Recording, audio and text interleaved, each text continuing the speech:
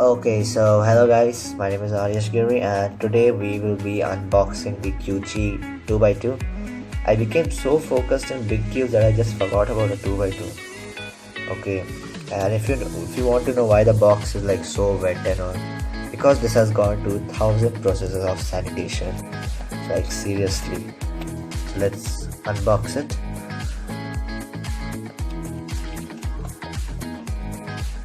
I do know how to solve a 2x2.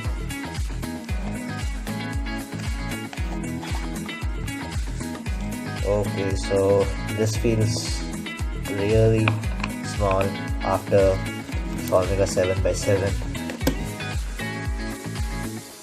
And this is quite noisy also. It's not like one of those quiet cubes.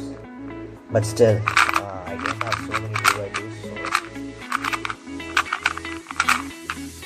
So all the 2x2s are like, most of them are good only. It's not like.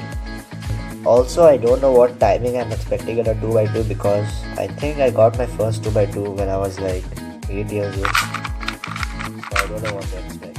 I think mostly it will be under 10 seconds. Mostly. Okay, let's find out. Okay.